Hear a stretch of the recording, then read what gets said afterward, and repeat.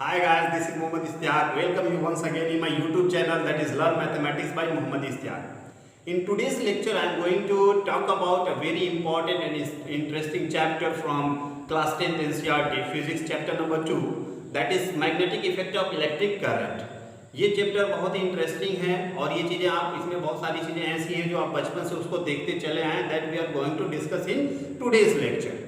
अब जैसे यहाँ के चैप्टर का अगर हम नाम की बात करें तो magnetic effect of electric current, तो मैं आपको रिमाइंड करता चलूँ, जब मैंने चैप्टर 1 का लेक्चर बनाया था इलेक्ट्रिसिटी का, तो उसमें मैंने एक चीज़ एक्सप्लेन करी थी, heating effect of electric current. Current की वजह से जो हीट जनरेट होता है उसी को हम क्या बोलते हैं, heating effect of electric current. वो होता कैसे था, जो भी मेटेलिकल कंडक्टर होता है उसके इलेक्ट्रॉन क्या करते हैं, मूव करते हैं और मूवमेंट करते वक्त उस कंडक्टर के एटम से इलेक्ट्रॉन से कोलाइड होते हैं. Due to that collision heat generate होता है, उसी को हम बोलते हैं heating effect of electric current. वो भी एक इफेक्ट है इलेक्ट्रिक करंट का. और ये दूसरा इफेक्ट है इलेक्ट्रिक करंट का, that is magnetic effect of electric current, which we are going to discuss in today's lecture. तो सबसे पहले हम यहाँ पे एक बात करेंगे मैग्नेट. अब मैग्नेट क्या है, हम स्टार्टिंग से जब हम छोटे रहते थे तो हमने एक हार्ड सी चीज़ देखते थे ब्लैक कलर की, जो थोड़ी यूनिक होती है, दूसरी चीज़ों से डिफर होती है. वो क्या करती है, कुछ ऐसे चीज़ों को अपनी तरफ अट्रैक्ट करने का काम करती है. तो ड्यू टू दैट अट्रैक्शन उसका नाम क्या था, मैग्नेट. कि मैग्नेट एक ऐसा ऑब्जेक्ट है जो चीज़ों को अपनी तरफ अट्रैक्ट करता है. You can see the definition, it is an object which attracts pieces of iron, steel etcetera towards itself. मतलब आयरन और स्टील और कुछ और भी ऐसी चीजें होती हैं जिसको अपनी तरफ क्या करता है, अट्रैक्ट करता है. उसको हम क्या बोलते हैं, मैग्नेट बोलते हैं. तो अब बात यहाँ पे ये आती है डियर स्टूडेंट कि ये मैग्नेट का कॉन्सेप्ट आया कहाँ से ये मैग्नेट टर्म ओरिजिनेट हुआ. तो this is very interesting. Just watch the video till the end, you will be able to get to know about all these things in detail. तो आप साइंस में आपने ज्योग्राफी टर्म देखा होगा, social science में geography में आपने एक चीज पढ़ा होगा कि there are 3 layers of earth. मैं आपको बताने जा रहा हूं कि इस मैग्नेट टर्म आया कहां से. तो ज्योग्राफी में आपने पढ़ा होगा there are 3 layer of earth. अगर हम 3 लेयर की बात करें, ये हमने बनाया अर्थ की 3 लेयर, ठीक है. ये जो आउटर मोस्ट लेयर है इसको हम बोलते हैं क्रस्ट, ये आप ऑलरेडी जानते हैं. ये जो सेंटर वाला है, इस सेंटर वाले लेयर को हम बोलते हैं मेंटल. क्या बोलते हैं, मेंटल. और ये जो ये है थर्ड वन, इसको हम बोलते हैं कोर. सेंटर पे जो होता है उसको हम क्या बोलते हैं, कोर बोलते हैं. तो ये देखा गया साइंटिस्ट के द्वारा कि इस कोर पे कोई ऐसा ऑब्जेक्ट है जो चीजों को अपनी तरफ क्या करता है, अट्रैक्ट करता है. तो ड्यू टू दैट अट्रैक्शन, तो वो किसकी प्रॉपर्टी दे दी उसने, मैग्नेट की, कि ये चीजों को अट्रैक्ट कर रहा है. तो इसलिए इसका नाम दे दिया गया क्या चीज, मैग्नेट. मैग्नेट नाम दिया गया क्योंकि ये सेंटर पे था. उसको आर्टिफिशियल बना करके तो अर्थ के कोर पे रखा नहीं गया, नेचुरली अकरिंग है. तो इसलिए इस मैग्नेट का नाम दे दिया गया नेचुरल मैग्नेट. क्या नाम दे दिया गया, नेचुरल मैग्नेट. अब बात आती है इस नेचुरल मैग्नेट पे, और साइंटिस्ट ने रिसर्च करा. रिसर्च करने के बाद उन्होंने इस नेचुरल मैग्नेट को एक स्पेसिफिक नेम दे दिया. उस नेम का क्या, उसका नाम क्या था, लोडस्टोन. उस मैग्नेट का नाम, नेचुरल मैग्नेट का नाम दे दिया गया लोडस्टोन. फिर उसके बाद उसका केमिकल कंपोजिशन की अगर हम बात करें, फिर talk about chemical composition of this magnet, natural magnet, that is Fe3O4. तो यहां से मैग्नेट टर्म का ओरिजिनेट हुआ, यहां से मैग्नेट टर्म आपकी इजाद में आया. अब आपको पता चल गया कि मैग्नेट का कॉन्सेप्ट कहां से आया, यहां से मैग्नेट का कॉन्सेप्ट आया. अब बात आती है कि ये जो मैग्नेट है ये आयरन के पीस को, स्टील के पीस को अपनी तरफ अट्रैक्ट करता है. तो उसके बाद साइंटिस्ट ने इस पर बहुत सारे रिसर्च करके आर्टिफिशियल मैग्नेट बनाना स्टार्ट किया. तो आप आज के दिनों में you can see the different shapes of magnet. Magnet के बहुत सारे शेप आप देखते होंगे. एक शेप इस तरीके से होता है, एक शेप आपका इस तरीके का होता है, ठीक है. ये सारे क्या, these all are the shape of different shape of magnetic magnet. तो ये इसके बाद हम आपको बात करेंगे कि मैग्नेट के कौन कौन से शेप हैं. तो सबसे पहले बात करेंगे बार मैग्नेट, फिर बात करेंगे horseshoe shape magnet, magnetic needle and magnetic compass. We are going to discuss. Okay student, अब हम बात करेंगे डिफरेंट शेप्स ऑफ मैग्नेट. जो साइंटिस्ट ने आर्टिफिशियल मैग्नेट बनाया, तो अलग अलग यूज के पर्पस के लिए अलग अलग मैग्नेट का शेप की जरूरत पड़ी. तो जैसे उसमें से हम अगर कुछ शेप की बात करें, तो अगर हम शेप 1 की बात करें तो that is bar magnet. Bar magnet, horseshoe shape magnet, magnetic needle and magnetic compass. तो एक एक करके हम सबको समझते हैं कि सबकी यूज क्या है, वो ऐसे नाम क्यों दिए गए। सबसे पहले अगर हम बात करें बार मैग्नेट की, तो बार मैग्नेट ये जनरली अकरिंग मैग्नेट है, इसको यूजुअली देखा जाता है। ये एक ऐसा मैग्नेट होता है जो long rectangular piece of magnet होता है, मतलब एक रेक्टेंगल के शेप में होता है। सेकेंड है हॉर्सशू शेप मैग्नेट। अब हॉर्सशू शेप मैग्नेट का नाम क्या क्यों पड़ा, क्योंकि हॉर्सशू का ऐसा शू होता है, ऐसा होता है हॉर्स का शू, ठीक है, जिसको हम यू शेप मैग्नेट भी कहते हैं। तो अलग अलग यूज हैं इनके, उनके यूज के अकॉर्डिंग उनको अलग अलग शेप में बनाया गया। अगर हम बात करें मैग्नेटिक नीडल की, तो मैग्नेटिक नीडल भी एक मैग्नेट का नीडल होता है जिसमें नॉर्थ और साउथ डायरेक्शन को ये इंडिकेट करता है। तो इसका यूज किया जाता है just to check the magnetic field, कि मैग्नेटिक फील्ड है कि नहीं, डायरेक्शन पता करने के लिए हम मैग्नेटिक नीडल का यूज करते हैं। उसी तरीके से मैग्नेटिक कंपास है हमारे पास, ये हम छोटे से देखते चले आ रहे हैं कि ऐसी चीज होती है, घड़ी जैसी रहती है, उसमें एक नीडल रहती है, वहां पे नॉर्थ और साउथ इंडिकेटर रहते हैं। जैसे इसका यूज किया जाता है डायरेक्शन फाइंड करने के लिए। अगर हम कहीं चले गए, हमको डायरेक्शन नहीं पता चली, अगर हमारे पास कंपास है तो कंपास से अगर हम उसको ऐसे रखेंगे तो वो नॉर्थ और साउथ की डायरेक्शन को इंडिकेट करेगा, जिससे we can easily find out the direction of east and west. तो ये जो नीडल है ये किसका होता है, मैग्नेट का होता है। क्योंकि हमारा चैप्टर है magnetic effect of electric current, अगर हम यहाँ पे देखें कि इलेक्ट्रिक करंट की वजह से मैग्नेटिक इफेक्ट कैसे होता है, तो उसको हम एक छोटे से एग्जांपल से समझाना चाहेंगे। सपोज करिए कि हमने एक वायर ले लिया, इस वायर को हमने क्या किया, एक बैटरी के साथ कनेक्ट कर दिया, ये बैटरी का पॉजिटिव और ये बैटरी का निगेटिव। यहां से हमने क्या किया, स्विच को ऑन कर दिया। जब स्विच को ऑन करेंगे तो जाहिर सी बात है इलेक्ट्रिक करंट जनरेट होगा, करंट जनरेट होगा, पॉजिटिव से निगेटिव की तरफ क्या करेगा, जाए। अगर हम इसके नियर यहाँ पे अगर हम मैग्नेट ये कंपास रखते हैं, मैग्नेटिक कंपास रखते हैं, तो क्या देखेंगे, we will see there will be the deflection in the needle of the magnetic compass। Magnetic compass के नीडल में क्या होगा, डिफ्लेक्शन होगा।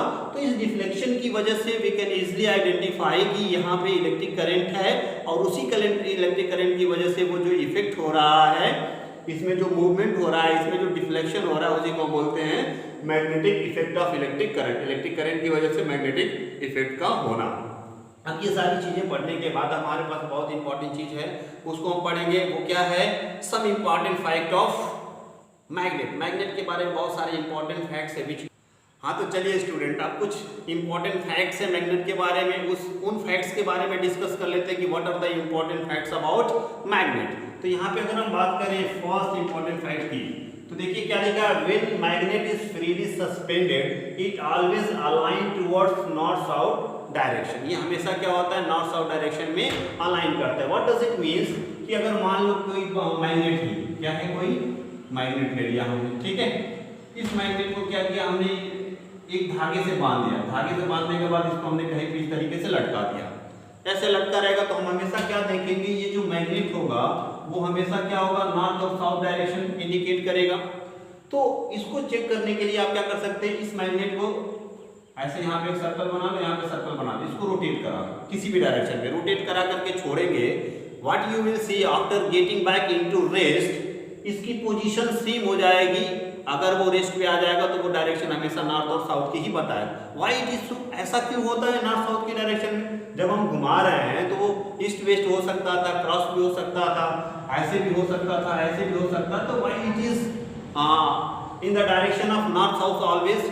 तो इसका कोई मतलब वो लॉजिकल नहीं है, लेकिन इसका एक एजम्पशन माना गया है कि ऐसा इसलिए होता है कि जो अभी हमने बताया कि अर्थ के जो कोर में जो नेचुरली अकरिंग मैग्नेट है, जो लोड स्टोन है, उसकी जो डायरेक्शन है क्या है, साउथ नॉर्थ डायरेक्शन। इसकी साउथ नॉर्थ डायरेक्शन है, और जो अर्थ के सरफेस पे जो मैग्नेट है, जो आर्टिफिशियल मैग्नेट है, उसकी डायरेक्शन क्या होती है, नॉर्थ और साउथ होती है। व्हाई इट इज सो, तो क्योंकि हम जानते हैं कि लाइक पोल्स जो होते हैं क्या होते हैं, एक दूसरे को रिपल करते हैं, अनलाइक पोल क्या करते हैं, एक दूसरे को अट्रैक्ट करते हैं। अगर साउथ नॉर्थ और इसका भी साउथ नॉर्थ होता तो वो क्या करता, रिपेल करता। इस वजह से जो अर्थ के कोर में जो लोड स्टोन है, नेचुरली अकरिंग मैग्नेट है, उसकी डायरेक्शन क्या है, साउथ नॉर्थ। इसलिए जो अर्थ के सरफेस पे जो भी आर्टिफिशियल मैग्नेट बनाए गए साइंटिस्ट के द्वारा, उसका जो हमेशा वो क्या करें, अलाइन करेंगे टुवर्ड्स नॉर्थ साउथ डायरेक्शन। मैं फिर से बताना चाहता हूँ डियर स्टूडेंट, ये सिर्फ एक एजम्पशन है, ऐसा कोई रियलिटी में कोई खोज नहीं हुई, एक एजम्पशन माना गया है कि इस वजह से ऐसा होता है कि मैग्नेट हमेशा नॉर्थ और साउथ की डायरेक्शन में इंडिकेट करता है। नाउ सेकेंड फैक्ट की अगर हम बात करें तो ये बहुत ही कॉमन फैक्ट है, like pole always repel and unlike pole always attract each other. जैसे अगर हम दो मैग्नेट की बात करें, हमने ये दो मैग्नेट ले लिया, ठीक है, हमने ये लिया नॉर्थ और साउथ, फिर हमने क्या किया यहाँ पे नॉर्थ और साउथ अगर हम लेते हैं तो हम क्या देख रहे हैं कि इसका जो फेस क्या है, अपोजिट है, तो इनके बीच में क्या होगा, अट्रैक्शन होगा, they will attract each other. अगर वही हम क्या करें, यहाँ पे एक मैग्नेट ऐसे रख देते जिसकी पोजीशन नॉर्थ होती है और ये साउथ होती है, नॉर्थ साउथ नॉर्थ नॉर्थ क्या करेंगे, like poles always repel each other. तो ये दो फैक्ट हो गए। एक और इंपॉर्टेंट फैक्ट है, वो फैक्ट आप समझ सकते हैं।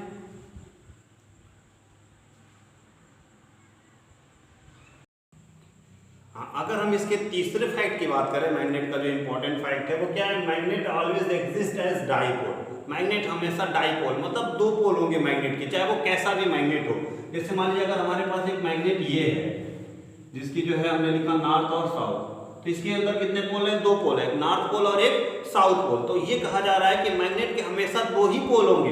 अगर मान लीजिए आपने क्या किया, इस मैग्नेट को यहाँ से ब्रेक कर दिया, तो इसका मतलब क्या हुआ, ये आपका नॉर्थ इधर आ गया और ये आपका साउथ इधर आ गया। तो ऐसा नहीं कि इसको यहाँ से ब्रेक कर देने पे इसकी जो है साउथ की पोलैरिटी खत्म हो गई, इसकी जो है नॉर्थ की पोलैरिटी खत्म हो गई। ये हमेशा क्या करेगा, ये साउथ हो जाएगा और ये क्या हो जाएगा, नॉर्थ हो जाएगा। अगर फिर से आप इसको ब्रेक करोगे तो again it will be north and south, ये इसका जो है साउथ रहेगा, तो ये नॉर्थ की पोलैरिटी ऑटोमेटिक इसमें इंड्यूस हो जाएगी। ये जो पोलैरिटी हो रही है यहाँ से ब्रेक करने पे, साउथ की पोलैरिटी यहाँ पे इंड्यूस हो जाएगी, नॉर्थ की पोलैरिटी यहाँ पे इंड्यूस हो जाएगी। तो ये भी एक इंपॉर्टेंट फैक्ट है कि magnet always exist as a dipole, magnet के दो पोल होते हैं। Now fourth and very important fact about magnet is, magnet always develop certain area around it where its effect can be felt, that is magnetic field। magnetic field हमने जाना है, पढ़ा है। जैसे मान लीजिए अगर हमारे पास ये एक मैग्नेट है, क्या है, एक मैग्नेट है, तो हम क्या कर रहे हैं, इसका जो मैग्नेटिक फील्ड इसकी इतने अंदर क्या किया जा सकता है, मतलब मान लेते हैं कि इतने अंदर, इसके अंदर अगर कोई पीस आया जैसे यहाँ पे है, तो इसका इफेक्ट उतना ज्यादा नहीं है, ठीक है, उसको अट्रैक्ट नहीं कर पा रहा। लेकिन अगर हम इसको यहाँ पे रख रहे हैं तो ये क्या करेगा, इसको अपनी तरफ अट्रैक्ट कर लेगा। तो इसका मतलब ये जो मैग्नेट है ये कुछ एक रीजन क्रिएट कर रहा है जिसके अंदर अगर कोई ऑब्जेक्ट आता है तो उसके अंदर अट्रैक्शन होगा, वो उसको क्या करेगा, अट्रैक्ट करेगा। तो ये जो फील्ड जनरेट हो रही है, ये जो एरिया जनरेट हो रहा है बिकॉज ऑफ दिस मैग्नेट, इसी एरिया को हम बोलते हैं मैग्नेटिक फील्ड। इस एरिया को हम क्या बोलते हैं, मैग्नेटिक फील्ड बोलते हैं। और भी कुछ इंपॉर्टेंट फैक्ट है जिसको हम यहाँ पे डिस्कस करें। तो ये magnetic field is studied by drawing imaginary line called magnetic lines of force. इसका मतलब क्या हुआ कि जो मैग्नेटिक फील्ड है उसको हम कैसे आइडेंटिफाई कर सकते हैं, उसको हम आइडेंटिफाई कर सकते हैं बाय ड्राइंग इमेजिनरी लाइन। एक इमेजिनरी लाइन ड्रॉ करेंगे, वो इमेजिनरी लाइन क्या होगी, वो इमेजिनरी लाइन कहलाएगी magnetic line of force. Force क्यों बोल रहे हैं, क्योंकि दो ही तो फोर्स लगेंगे, या तो अट्रैक्शन फोर्स लगेगा या तो रिपल्सन फोर्स लगेगा। तो उसको हम एक इमेजिनरी लाइन ड्रॉ करते हैं। कैसे, नॉर्थ से ये हमने एक साउथ में ड्रॉ कर दिया जिसकी डायरेक्शन नॉर्थ से साउथ होगी। इस तरीके से हम क्या करेंगे, ये डायरेक्शन यहाँ से यहाँ, इस तरीके से हम क्या करते हैं, मैग्नेटिक फील्ड को by drawing imaginary line we can identify. अब बात आती है magnetic lines produce around bar magnet. Bar magnet के अंदर जो मैग्नेटिक लाइन प्रोड्यूस होती है तो उनकी डायरेक्शन किधर होती है, नॉर्थ से साउथ की तरफ या साउथ से नॉर्थ की तरफ। तो माय डियर स्टूडेंट ये देखिए यहाँ पे, ये हमने लिया नॉर्थ और ये साउथ। हमको पता है कि unlike poles attract each other, तो नॉर्थ और साउथ आपस में क्या है, अनलाइक है ना, तो ये दोनों आपस में अट्रैक्शन होता। तो ये माना जाता है कि अगर नॉर्थ पोल मूव कर सकता, ये मूव कर सकता, तो ये यहाँ से जाकर के इसके साथ क्या होता, अट्रैक्ट हो जाता है कि नहीं। तो इस तरीके से जो इमेजिनरी लाइन हमेशा ड्रॉ की जाती है वो नॉर्थ से कहाँ ड्रॉ की जाती है, साउथ की डायरेक्शन में। नॉर्थ से हमेशा कहाँ ड्रॉ की जाएगी, साउथ के डायरेक्शन में। तो इस तरीके से इमेजिनरी लाइन ड्रॉ करी जाती है हमेशा नॉर्थ टू साउथ डायरेक्शन में। इसकी डायरेक्शन हमेशा क्या होगी, नॉर्थ टू साउथ। अब कुछ कैरेक्टरिस्टिक्स हैं मैग्नेटिक लाइंस की, तो उसको हम एक एक करके डिटेल में समझ लेंगे। 5-6 कैरेक्टरिस्टिक्स है जो कि बहुत ही इंपॉर्टेंट है। ऐसा क्यों होता है कि नॉर्थ से साउथ में ही ये जाए, है कि नहीं? मैग्नेटिक फील्ड कहाँ पे स्ट्रॉन्गर होगा, कहाँ पे वीक होगा, ये सारी चीजें हम अब इसके बारे में डिस्कस करेंगे। ओके,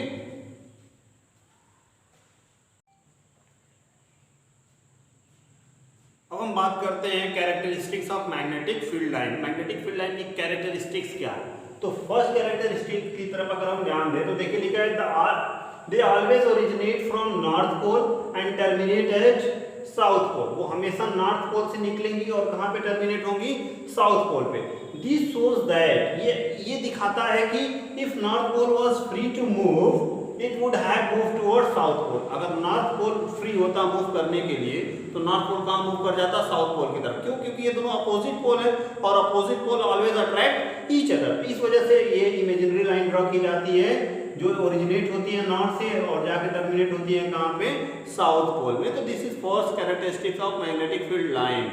सेकंड कैरेक्टरिस्टिक्स की अगर हम बात करें, please where they are closer indicate strong magnetic field that is at pole. मतलब वो प्लेस जहां पे मैग्नेटिक फील्ड लाइन एक दूसरे के बहुत क्लोज होती हैं वहां पे स्ट्रॉन्ग मैग्नेटिक फील्ड का इफेक्ट किया देखा जाता है। ठीक है, जैसे अगर हम बात करें यहाँ पे तो जहां से ये ओरिजिनेट हो रही है तो उनके बीच की जो स्पेस है हम क्या देख पा रहे हैं? उनकी इमेजिनरी लाइन के बीच में स्पेस क्या है? कम है। तो लिखा है places where they are closer. तो यहाँ पे क्या है? इमेजिनरी लाइन एक दूसरे के बहुत क्लोज है तो यहाँ पे स्ट्रॉन्ग मैग्नेटिक फील्ड का अभाव किया जाएगा। वो सॉरी इफेक्ट जो है यहाँ पे दिखेगा स्ट्रॉन्ग मैग्नेटिक फील्ड का। अगर वही हम बीच में बात करें तो यहाँ पे उसकी डिस्टेंस क्या हो जा रही है? इमेजिनरी लाइन की डिस्टेंस ज्यादा हो जा रही है तो यहाँ पे मैग्नेटिक फील्ड जो होगा उतना स्ट्रॉन्ग नहीं होगा as compare to the poles. Poles पे मैग्नेटिक फील्ड क्या होता है? ज्यादा स्ट्रॉन्ग होता है। अगर हम थर्ड कैरेक्टरिस्टिक्स की बात करें, if you talk about the third characteristics of magnetic field line, तो see here magnetic field lines give the direction of force. जो मैग्नेटिक फील्ड लाइंस होती हैं वो फोर्स की डायरेक्शन को बताती है। फोर्स की direction in the sense what कि फोर्स कोई भी हो सकता है, आपका फोर्स ऑफ अट्रैक्शन हो सकता है या फोर्स ऑफ रिपल्सन हो सकता है। तो ये मैग्नेटिक फील्ड लाइन जो है, ये जो मैग्नेटिक फील्ड लाइन हमने इमेजिनरी लाइन ड्रॉ की है, ये बताती है मैग्नेटिक फील्ड जो फोर्स है उसकी डायरेक्शन को बताती है। तो कैसे पता चलेगा? इस इमेजिनरी लाइन पे अगर हम इस टेंजेंट ड्रॉ कर दें तो this will indicate the force. ये फोर्स की डायरेक्शन को क्या करेगा? इंडिकेट करेगा। यहाँ से अगर हम यहाँ पे टेंजेंट ड्रॉ करें तो ये फोर्स की डायरेक्शन इसको इस तरीके से इंडिकेट करेगा। तो कहने का मतलब ये है कि जो मैग्नेटिक लाइन होती है वो फोर्स की डायरेक्शन को भी बताती है। ये भी एक कैरेक्टरिस्टिक्स है मैग्नेटिक लाइंस की। अगर हम उसके फोर्थ कैरेक्टरिस्टिक्स की बात करें तो देखिए two magnetic lines will never intersect each other as they give direction of force and force can't have two direction at the same time. अभी हमने क्या पढ़ा कि जो मैग्नेटिक फील्ड लाइंस होती है वो फोर्स की डायरेक्शन को बताती हैं। तो जो मैग्नेटिक फील्ड लाइन होंगी वो एक दूसरे को कभी इंटरसेक्ट नहीं करेंगी। क्यों नहीं करेंगी? क्योंकि फोर्स क्या है? Force is a vector quantity. क्योंकि वो उसकी डायरेक्शन एक होगी। एक समय में force can not move in two direction. ऐसा तो है नहीं कि फोर्स एक हम यहाँ पे फोर्स लगाएं तो ऑब्जेक्ट इधर भी जाएगा और इधर भी जाएगा। It is not so. Why? Because force is a vector quantity. Force एक वेक्टर क्वांटिटी होता है। उसकी वजह से मान लीजिए हमारे पास एक ये है मैग्नेट है नॉर्थ और ये साउथ। ठीक है, ऐसा नहीं होगा कि ये मैग्नेटिक फील्ड लाइन जा रही है। ठीक है, तो जितनी भी मैग्नेटिक फील्ड लाइन यहाँ से प्रोड्यूस होंगी वो एक ही समय में होंगी। ऐसा नहीं कि ये जाकर के रुका तो दूसरा जाएगा। वो सारी मैग्नेटिक फील्ड लाइन एक ही साथ क्या करेंगी? यहाँ से प्रोड्यूस होंगी। और ऐसा नहीं होगा कि मैग्नेटिक फील्ड लाइन जाकर के इसको यहाँ से इंटरसेक्ट करेगी। Why? Because force is a vector quantity और एक समय में फोर्स की दो डायरेक्शन नहीं हो सकती। तो this is also a very important characteristics of magnetic field line. So, fifth and last characteristics about magnetic field line is magnetic field lines are close continuous curve। जो magnetic field line जो भी हम imaginary line draw कर रहे हैं वो एक close continuous curve है। वो बार बार ऐसे जो है जैसे देखिए एक close curve ये बना, फिर ये बना, फिर ये भी जाकर के कहीं ना इस तरीके से जाकर के यहाँ पे मिलेगा, ये भी इस तरीके से कहीं ना कहीं जाकर के यहाँ पे मिलेगा, ये भी कहीं ना कहीं जाकर के क्लोज कर्व बनाते हुए साउथ डायरेक्शन पे क्या करेगा? साउथ पोल पे टर्मिनेट होगा। यहाँ से ओरिजिनेट होगा साउथ डायरेक्शन पे, साउथ पोल पे जाकर के क्या होगा? वो टर्मिनेट होगा। तो ये क्लोज कर्व कंटिन्यूअस बनाता रहता है। This is also very important characteristics of magnetic field lines. तो माय डियर स्टूडेंट, आज के लेक्चर के लिए इतना ही। नेक्स्ट लेक्चर में we will discuss about remaining things which we are going to complete in this chapter. उसको हम अगले लेक्चर में डिस्कस करेंगे। तो उम्मीद करता हूँ कि अब तक जितनी भी चीज़ें आपने पढ़ी हैं सब समझ में आ गई हों। अगर नहीं भी समझ में आता है, कोई भी कॉन्सेप्ट क्लियर नहीं हुआ, यहाँ पे कोई भी डाउट है अगर आपको, तो आप कमेंट बॉक्स में आप कमेंट करके अपना डाउट मुझसे क्लियर करा सकते हैं। Thank you my dear student.